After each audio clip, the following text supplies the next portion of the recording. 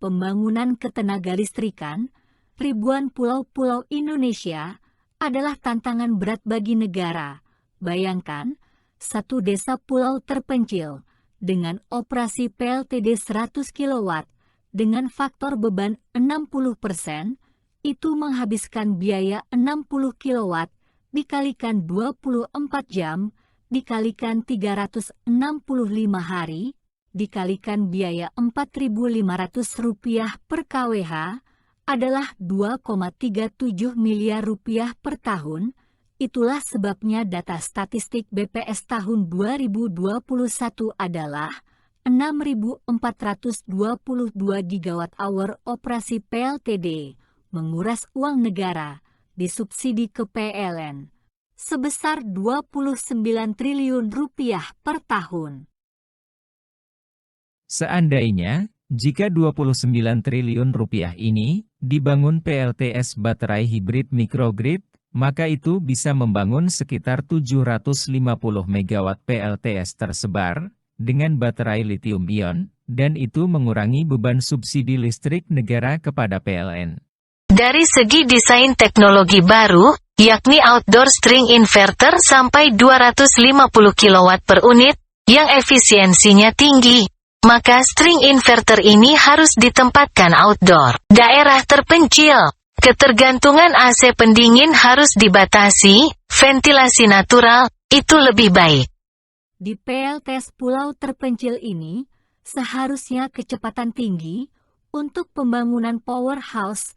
Ini kunci utama. Ibarat kata, powerhouse adalah benteng utama proyek untuk kecepatan penyelesaian proyek. Untuk mengurangi risiko kerugian, fasilitas utilitasnya harus lengkap, listrik genset sementara, penerangan 24 jam kerja, AC pendingin. Karena ribuan pulau, sebaiknya pembangunan powerhouse itu prefabricated di pabrik, di lapangan itu tinggal dipasang. Untuk ribuan pulau-pulau terpencil ini, sistem instalasi PLTS diusahakan plug-and-play, artinya peralatan dipasang, langsung dikoneksikan, langsung dihidupkan on, siap mensuplai listrik ke pedesaan, harus dihindarkan pekerjaan ulang, menunggu pengiriman penggantian komponen, menunggu jadwal personil vendor Schneider atau SMA, sampai berminggu-minggu, bahkan berbulan-bulan, ini yang dinamakan risiko tinggi. Pulau terpencil, listrik, sinyal, transport terbatas, maka instalasi PLTS microgrid listrik desa mempunyai risiko tinggi. Di PLTS ini pakai relay proteksi digital EASERGI Schneider seperti di Gardu 20 kV PLN, ada 65 parameter relay yang harus dilakukan, 5 parameter relay perlu dirubah di lapangan, ya tentu 60 parameter sisanya harus dilakukan di pabrik, sebelum dikirim.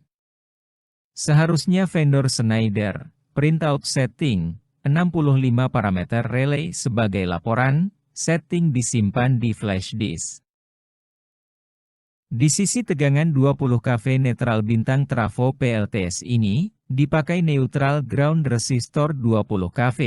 Menuju kawat tiang distribusi 20 kV PLN, nah ini harus disetting terhadap relay Schneider juga secara akurat, karena beban desa umumnya unbalance.